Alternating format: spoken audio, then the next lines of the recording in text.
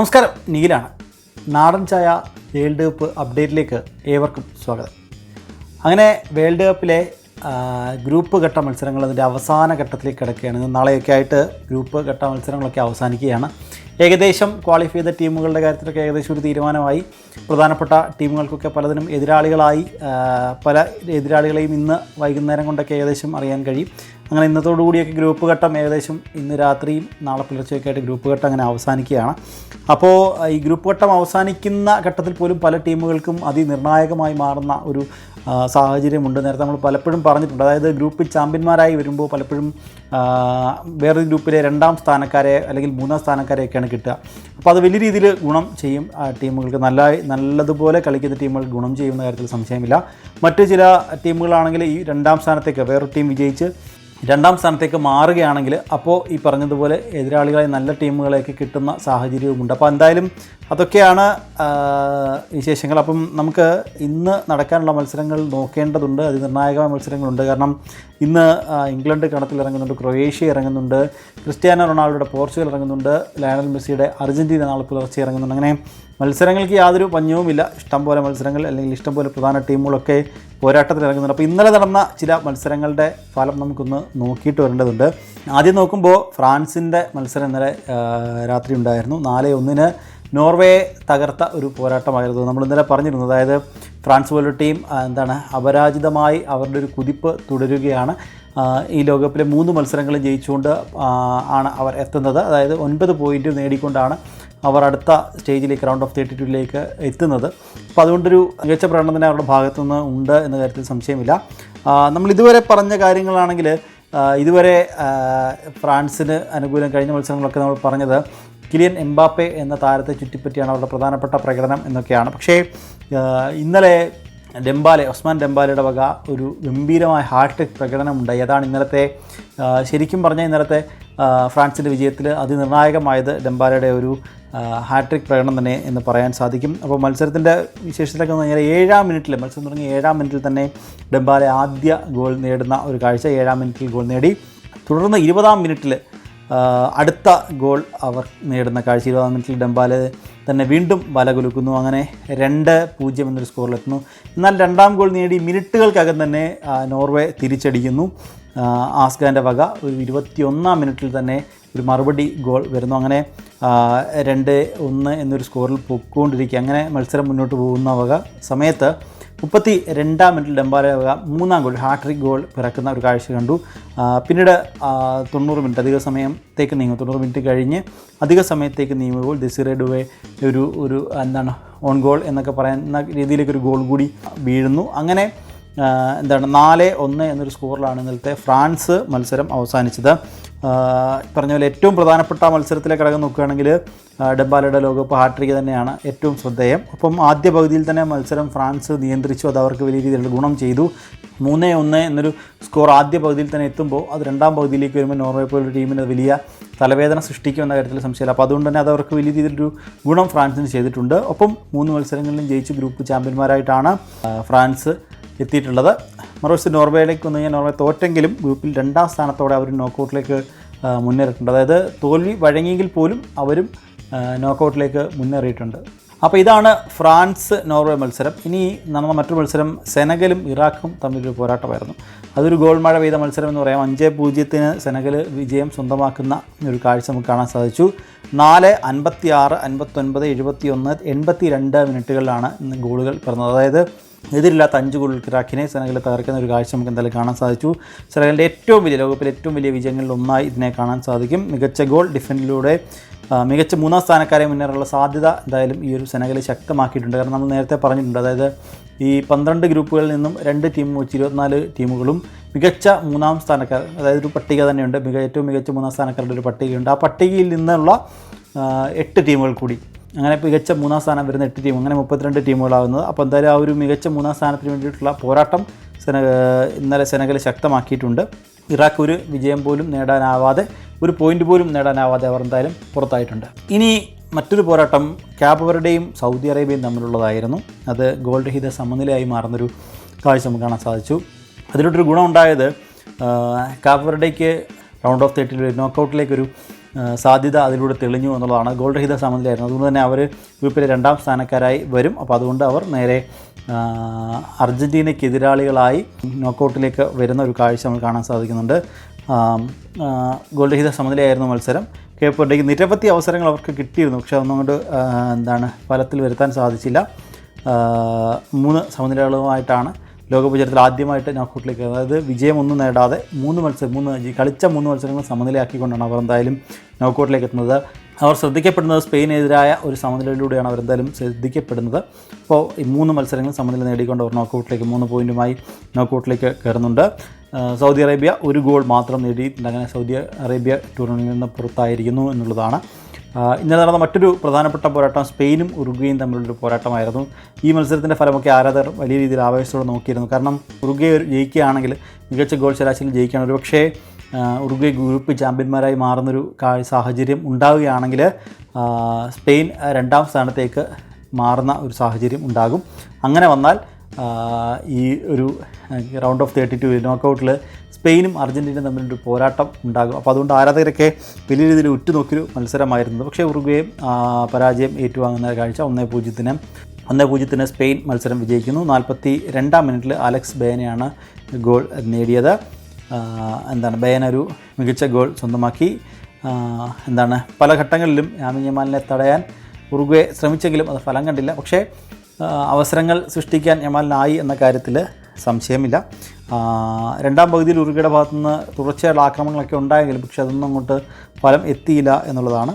ഇതോടെ നേരത്തെ പറഞ്ഞ പോലെ സ്പെയിൻ ഗ്രൂപ്പ് ചാമ്പ്യന്മാരായിട്ട് നോക്കൗട്ടിലേക്ക് കടന്നു. ഉറുഗ്വേ പുറത്താവുകയും ചെയ്തു എന്നുള്ളത്. ആ ഗ്രൂപ്പിൽ നിന്ന് സ്പെയിനും ഒപ്പം കേപ്പ് വെർഡേയുമാണ് ഗ്രൂപ്പ് ഘട്ടത്തിൽ നിന്ന് അടുത്ത നോക്കൗട്ടിലേക്ക് റൗണ്ട് ഓഫ് 32ലേക്ക് പ്രവേശിച്ച ടീമുകൾ.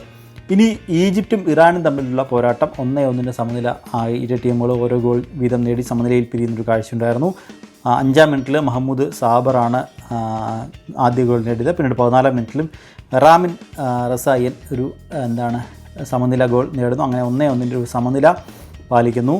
ഈ മത്സരത്തെ തുടക്കത്തിൽ തന്നെ നേരത്തെ പറഞ്ഞാൽ 5-ാം മിനിറ്റിൽ തന്നെ ഈജിപ്ത് ലീഡ് നേടുന്ന ഒരു കാഴ്ച നമ്മൾ കാണാൻ സാധിച്ചു. എന്നാൽ അതിന് അധികം ആയുസ്സുണ്ടായില്ല. ഇറാനെ സംബന്ധിച്ച് ഇറാൻ അതിവേഗത്തിൽ തന്നെ, അതായത് ഒരു 14-ാം മിനിറ്റ് ആയപ്പോൾ തന്നെ ഒരു 10 മിനിറ്റിനുള്ളിൽ തന്നെ അവർ സമനില പിടിച്ചു എന്നുള്ളതാണ്. അവസാന മിനിറ്റിൽ ഇറാൻ്റെ ഒരു വിജയ ഗോൾ അത് ഓഫ് സൈഡ് മൂലം റദ്ദാക്കുന്നുണ്ടായിരുന്നു. അല്ലെങ്കിൽ ഈ മത്സരത്തിൽ ഇറാനൊരു വിജയം സ്വന്തമാക്കുമായിരുന്നു. പക്ഷേ അതിന് സാധിച്ചില്ല. ഒരു ഗോൾ അത് ഓഫ് സൈഡ് മൂലം അസാധുവാകുന്നൊരു കാഴ്ച കാണാൻ സാധിച്ചു. അങ്ങനെ ഈജിപ്റ്റ് ആദ്യമായിട്ട് ലോകകപ്പിൻ്റെ നോക്കൗട്ട് ഘട്ടത്തിലേക്ക് കടന്നൊരു പ്രത്യേകത ഉണ്ട്. ഇറാൻ്റെ സാധ്യത മികച്ച 3ാം സ്ഥാനക്കാരുടെ പട്ടികയിലേക്ക് മാറിയിട്ടുണ്ട്. ഇനി വരുന്ന മത്സരങ്ങളുടെ ഫലങ്ങളൊക്കെ വരുമ്പോഴും അതിൽ നിന്ന് ഉള്ള ഫലത്തിനനുസരിച്ചിട്ടായിരിക്കും ഇറാൻ്റെ ആ ഒരു പ്രവേശനം എന്ന കാര്യത്തിൽ സംശയമില്ല. അപ്പോൾ അങ്ങനെ ഇറാനും ഒരു ചെറിയ സാധ്യത അവിടെ നിൽപ്പുണ്ട് നോക്കൗട്ടിലേക്കുള്ളത്. പക്ഷേ ഈജിപ്റ്റ് ആദ്യമായിട്ട് ഫൈനലിലെത്തിയിട്ടുണ്ട്. ഇറാൻ്റെ സാധ്യത വരണമെങ്കിൽ മറ്റുള്ള ടീമുകളുടെ ഫലം കൂടി അതിനെ ആശ്രയിക്കും എന്ന കാര്യത്തിൽ സംശയമില്ല. ഇനി മറ്റൊരു പോരാട്ടമുള്ളത് ന്യൂസിലൻഡും ബെൽജിയവും തമ്മിലായിരുന്നു. ബെൽജിയത്തിൻ്റെ ഒരു വലിയ വിജയം 5-1 വലിയ വിജയം ബെൽജിയത്തിന് സ്വന്തമാക്കാൻ സാധിച്ചിട്ടുണ്ട്. 28-50, 66, 84, 86 പിന്നെ 90 മിനിറ്റ് കഴിഞ്ഞിട്ടുള്ള ആ ഒരു മിനിറ്റിലുമാണ് ഗോളുകൾ നേടിയത്. കെവിൻ ഡി ബ്രൂയിൻ്റെ വകയും ലുക്കാക്കുവിൻ്റെ വകയും ഒക്കെ ഗോളുകൾ ഉണ്ടായിരുന്നു. അത് ആരാധകർക്ക് വലിയ ആവേശം നൽകുന്നുണ്ട്. കാരണം ലുക്കാക്കുവിൻ്റെയും ഡി ബ്രൂയിൻ്റെയൊക്കെ നിഴലുകൾ മാത്രമാണ് കളിക്കളത്തിലുള്ളത് എന്നുള്ള വിമർശനമൊക്കെ കഴിഞ്ഞ ദിവസങ്ങളിലൊക്കെ ഉയർന്നിരുന്നു. പക്ഷേ അതിനൊരു മറുപടി എന്തായാലും അവർ ഉണ്ടായി. വലിയൊരു വിജയം, 1-നെതിരെ 5 ഗോളുകൾക്കൊരു വിജയം തന്നെ ബെൽജിയം സ്വന്തമാക്കുന്നു. ബെൽജിയത്തിൻ്റെ ഈ ഒരു ടൂർണമെൻറ്റിലെ ഈ ലോകകപ്പിലെ ഏറ്റവും മികച്ച പ്രകടനങ്ങളൊന്നായി കണക്കൂട്ടാൻ കഴിയുന്ന ഒരു പ്രകടനം കൂടിയായിരുന്നു ഇത് എന്നുള്ളതാണ്. അപ്പം ഗ്രൂപ്പിൽ 1ാം സ്ഥാനത്തേക്ക് ഉയർന്ന് നോക്കൗട്ടിലേക്ക് കയറാനും ബെൽജിയത്തെ ഇത് സഹായിച്ചിട്ടുണ്ട്. വിജയങ്ങളൊന്നുമില്ലാതെ ന്യൂസിലൻഡ് പുറത്താവുന്ന ഒരു സാഹചര്യവും എന്തായാലും ഉണ്ടായി എന്നുള്ളതാണ്. അപ്പോൾ ഇത്രയാണ് ഇന്നലെ നടന്ന മത്സരങ്ങൾ, ഇന്ന് പുലർച്ചെയുമൊക്കെ ആയിട്ട് നടന്ന മത്സരങ്ങളുടെ വിവരങ്ങൾ. ഇന്ന് നടക്കാൻ പോകുന്ന ഒരുപിടി മത്സരങ്ങളെപ്പറ്റി പറയുകയാണെങ്കിൽ ക്രൊയേഷ്യയും ഘാനയും തമ്മിലൊരു പോരാട്ടം ഇന്ന് നടന്നിട്ടുണ്ട്. ഗ്രൂപ്പ് എല്ലിലെ നിർണായക പോരാട്ടമാണിത്. ലൂക്കാ മോഡ്രിച്ചിൻ്റെ പരിചയസമ്പത്തും ഘാനയുടെ യുവതാരങ്ങളുടെ വേഗതയും തമ്മിൽ ഒരു നേർക്കുനേർ വരുന്നൊരു പോരാട്ടമാണ്. ഇരു ടീമുകൾക്ക് വിജയം പ്രധാന ലക്ഷ്യമാണെന്ന കാര്യത്തിൽ സംശയമില്ല. ഇംഗ്ലണ്ടും പനാമയും തമ്മിലുള്ള പോരാട്ടം നടക്കുന്നുണ്ട്. ഗ്രൂപ്പ് ജേതാക്കളാകാൻ ഇംഗ്ലണ്ടിന് ഇന്നത്തെ വിജയം എന്തായാലും അനിവാര്യമാണ്. ഹാരി കെയ്നും ബെല്ലിംഗമും ടീമിൻ്റെ പ്രധാന പ്രതീക്ഷകളാണ്. പക്ഷേ അവർക്കിന്ന് വിജയിച്ചേ മതിയാവുള്ളൂ. വിജയത്തിൽ കുറഞ്ഞതൊന്നും ഇന്ന് ഇംഗ്ലണ്ട് പ്രതീക്ഷിക്കുന്നില്ല എന്നുള്ളതാണ്. പനാമയെ സംബന്ധിച്ച് ഓൾറെഡി ടൂർണമെൻറ്റിൽ നിന്ന് പുറത്തായ ടീമാണ്. അതുകൊണ്ട് തന്നെ ഇംഗ്ലണ്ട് ഒരു അട്ടിമറിക്കുമോ എന്നൊക്കെ ആരാധകർ ഉറ്റുനോക്കുന്നുണ്ട്. കൊളംബിയയും പോർച്ചുഗലും തമ്മിലുള്ള പോരാട്ടം ഇന്ന് നടക്കുന്നുണ്ട്. ഏറ്റവും ശ്രദ്ധേയമായ പോരാട്ടമാണ്. കാരണം ലൂയിസ് ഡിയാസിൻ്റെ കൊളംബിയയും ക്രിസ്ത്യാനോ റൊണാൾഡോയുടെ പോർച്ചുഗലും നേർക്കുനേർ വരുന്നൊരു പോരാട്ടമാണ് എന്നുള്ളതാണ്.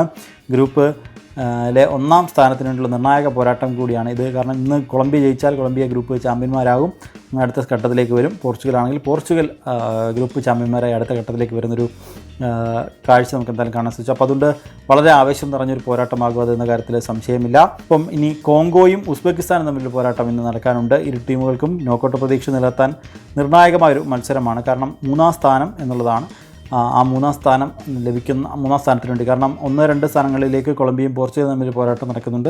മൂന്നാം സ്ഥാനത്തേക്ക് വേണ്ടിയിട്ടായിരിക്കും കോങ്കോയും ഉസ്ബെക്കിസ്ഥാനും തമ്മിലൊരു പോരാട്ടം നടക്കുക. ഒരുപക്ഷേ ഈ മത്സരത്തിൻ്റെ ഫലം ഒരു വലിയ വിജയമൊക്കെ ആണെങ്കിൽ ഒരുപക്ഷേ ഗോൾ ശരാശരിയുടെ വ്യത്യാസത്തിലൊക്കെ ഏതെങ്കിലും ഒരു ടീം രണ്ടാം സ്ഥാനത്തേക്ക് എത്താനുള്ള സാധ്യതയും തള്ളിക്കളയാൻ സാധിക്കില്ല. പിന്നീടുള്ളത് അൾജീരിയയും ഓസ്ട്രേലിയയും തമ്മിലുള്ള പോരാട്ടമുണ്ട്. ഗ്രൂപ്പ് ജെയിലെ അവസാന പോരാട്ടമാണിത്. ജയിക്കുന്ന ടീമിന് പ്രീ ക്വാർട്ടർ സാധ്യത വർദ്ധിക്കും എന്ന കാര്യത്തിൽ സംശയമില്ല. പിന്നീട് നാളെ രാവിലെ നടക്കുന്ന പ്രധാനപ്പെട്ട പോരാട്ടം ജോർദാനും അർജൻറ്റീനയും തമ്മിലുള്ള മത്സരം നടക്കുന്നുണ്ട്. അവസാനത്തെ മത്സരമാണ്. ലയണൽ മെസ്സി, അതായത് ഗ്രൂപ്പ് ഘട്ടത്തിലെ അവസാന മത്സരമാണ്. ലയണൽ മെസ്സി നേരത്തിൽ അർജൻറ്റീന ഗ്രൂപ്പ് ചാമ്പ്യന്മാരായി അരക്കിട്ട് ലക്ഷ്യമിട്ട് തന്നെയാണ് അവരിറങ്ങുന്നത്. കാരണം അതിന് മാറാൻ സാധ്യതയില്ല. കാരണം 2 വിജയം 6 പോയിൻ്റ് ഓൾറെഡി അർജൻറ്റീനയ്ക്കുണ്ട്. ഇന്നൊരു വിജയം കൂടി നേടിയാൽ 9 വിജയങ്ങളുമായി അർജൻറ്റീന എന്തായാലും ഈ ഒരു നോക്കൗട്ടിലേക്ക് പ്രവേശിക്കും. ജോർദാനെ സംബന്ധിച്ചൊരു അട്ടിമറി വിജയമൊക്കെയാണ് ജോർദാൻ പ്രതീക്ഷയിടുന്നത്. വ്യക്തമായ മുൻതൂക്കം അർജൻറ്റീനയ്ക്കുണ്ട്. പക്ഷേ ഇന്നത്തെ മത്സരത്തിൽ കാരണം ഓൾറെഡി നോക്കൗട്ടിലേക്ക് ക്വാളിഫൈ ചെയ്തതിനാൽ അർജൻറ്റീന മെസ്സി അടക്കമുള്ള പ്രധാന താരങ്ങൾക്ക് ഒരുപക്ഷേ വിശ്രമം അനുവദിക്കാനുള്ള സാധ്യത തള്ളിക്കളയാൻ സാധിക്കില്ല. കാരണം വരാനിരിക്കുന്ന നോക്കൗട്ട് മത്സരങ്ങളൊരു പ്രിപ്പറേഷൻ എന്ന രീതിയിൽ ഒരു തയ്യാറെടുപ്പിന് മുന്നോടിയായി പരിക്കൊക്കെ ഒഴിവാക്കുന്നതിന് വേണ്ടി മെസ്സി ഇന്ന് ബെഞ്ചിലേക്ക് മാറ്റാനുള്ള സാധ്യത, വിശ്രമം നൽകാനുള്ള സാധ്യത, അല്ലെങ്കിൽ രണ്ടാം പകുതിയിലൊക്കെ മെസ്സിയെ കളിക്കാൻ ഇറക്കി കുറച്ച് സമയം മാത്രം പ്ലേയിങ് ടൈം മെസ്സിക്ക് കൊടുക്കുക എന്നൊരു സാഹചര്യം ഉണ്ടാകാനുള്ള സാധ്യത കൂടുതലാണ്. അപ്പം നോക്കൗട്ടിലേക്ക് മുന്നോടിയായിട്ടുള്ള ചില പരീക്ഷണങ്ങൾക്കൊക്കെ അർജൻറ്റീന മുതിരാനുള്ള സാധ്യതയും വളരെ കൂടുതലാണ്. അപ്പം ഇതാണ് ഇന്നത്തെ നടക്കാനിരിക്കുന്ന മത്സരങ്ങൾ ഉള്ളത്.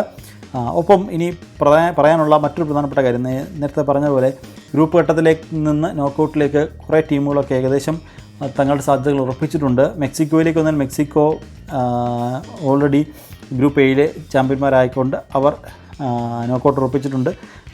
അതായത് CEFHI ഈ ഗ്രൂപ്പിലെ ഏതെങ്കിലും മൂന്നാം സ്ഥാനക്കാരായിരിക്കും അവരുടെ എതിരാളികളായി വരിക. ദക്ഷിണാഫ്രിക്കയിലേക്ക് വന്നു കഴിഞ്ഞാൽ ഗ്രൂപ്പ് എയിലെ റണ്ണറപ്പാണ് അവർ. കാനഡയാണ് എതിരാളികളായിട്ട് ലഭിച്ചിട്ടുള്ളത്.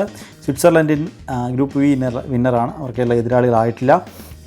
നേരത്തെ പറഞ്ഞ പോലെ ഇനിയും ഉള്ളത് ബ്രസീൽ ഗ്രൂപ്പ് സിയിലെ വിന്നേഴ്സാണ്. ജപ്പാനാണ് ബ്രസീലിൻ്റെ എതിരാളികളായിട്ട് നോക്കൗട്ടിൽ വരിക. മൊറോക്കോ ഗ്രൂപ്പ് സിയിലെ റണ്ണറപ്പാണ്. നെതർലൻഡ്സ് ആയിരിക്കും മൊറോക്കോയുടെ എതിരാളികളായിട്ട് വരിക. USA ഉണ്ട്. USAയുടെ എതിരാളികൾ ബോസ്നിയ ആവാനാണ് സാധ്യതയുള്ളത്. ഏറ്റവും നല്ല മൂന്നാം സ്ഥാനം വരുന്നൊരു ടീമായിരിക്കും. അപ്പോൾ ബോസ്നിയ ആവാനാണ് സാധ്യത. ഒപ്പം ഓസ്ട്രേലിയ ക്വാളിഫൈ ചെയ്തിട്ടുണ്ട്. ഈജിപ്റ്റാണ് അവരുടെ എതിരാളികളായി വരിക. ജർമ്മനിയുടെ എതിരാളികൾ അത് പരഗ്വേ ആവാനുള്ള സാധ്യത വളരെ കൂടുതലാണ്. ഇനി ഉള്ളത് ഐവറി കോസ്റ്റാണ്. ഐവറി കോസ്റ്റിൻ്റെ എതിരാളികൾ നോർവേയാണ് ഐവറി കോസ്റ്റിൻ്റെ എതിരാളികളായി വരിക. ബെൽജിയത്തിൻ്റെ എതിരാളി ടീം ഇനി ആവേണ്ടതുണ്ട്. മികച്ച മൂന്നാം സ്ഥാനത്തിന് വേണ്ടി മത്സരിക്കുന്ന ടീമാണ് വരിക. അപ്പോൾ ഒരു ടീം എന്തായാലും ബെൽജിയത്തിനെതിരെ വരാനുണ്ട്. സ്പെയിൻ്റെ എതിരാളികൾ ആയിട്ടില്ല. ഒരു പക്ഷേ ഓസ്ട്രിയയോ അല്ലെങ്കിൽ അൾജീരിയോ ആവാനാണ് സാധ്യത സ്പെയിൻ്റെ എതിരാളികൾ. പിന്നെയുള്ളത് ക്യാബ് വെർഡെയാണ്. ക്യാബ് വെർഡെ ക്വാളിഫൈ ചെയ്തിട്ടുണ്ട്.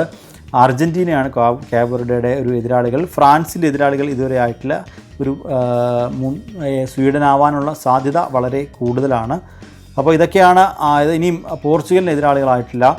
പോർച്ചുഗലിൽ ഘാനയാകും എതിരാളികൾ ആകാനുള്ള സാധ്യത വളരെ കൂടുതലാണ്. ഇംഗ്ലണ്ടിന് സെനഗൽ വരാനുള്ള സാധ്യത വളരെ കൂടുതലാണ്. അപ്പോൾ ഇത്രയൊക്കെയാണ് ഈ ക്വാളിഫൈ ചെയ്ത ടീമുകൾ ഉള്ളത്. ഈ ടീമുകളിൽ പലതിനും ഇനിയും എതിരാളികൾ വരാനുണ്ട്. ബെസ്റ്റ് ഏറ്റവും നല്ല മൂന്നാം സ്ഥാനക്കാരായിട്ട് ഇതുവരെ ഫിനിഷ് ചെയ്തത് Bosnia, Ecuador, Paraguay, Sweden, Senegal ഈ ടീമുകളാണ്. ഇനിയും ഇറാനും ദക്ഷിണ കൊറിയയും സ്കോട്ട്ലൻഡും അടക്കം അവർ ഏറ്റവും മികച്ച മൂന്നാം സ്ഥാനത്തിന് വേണ്ടി വെയിറ്റ് ചെയ്യുന്നുണ്ട്. അപ്പോൾ ഇതെല്ലാം ആയതിനു ശേഷമാകും കൃത്യമായൊരു നോക്കൗട്ട് പട്ടിക. അത് ഇന്ന് രാത്രിയും നാളെ രാവിലെയൊക്കെ ആയിട്ട് കൃത്യമായൊരു മത്സര ചിത്രം തെളിയും എന്ന കാര്യത്തിൽ സംശയമില്ല. അപ്പോൾ ഇനി വരാനിരിക്കുന്ന ദിവസങ്ങളിൽ മത്സരം മുറുകും എന്ന കാര്യത്തിൽ സംശയമില്ല. അപ്പോൾ ഇന്നത്തെ വേൾഡ് കപ്പ് അപ്ഡേറ്റിൻ്റെ സമയം അത് ഇവിടെ പൂർണ്ണമാവുകയാണ്. This M Nikhil Kumar signing of.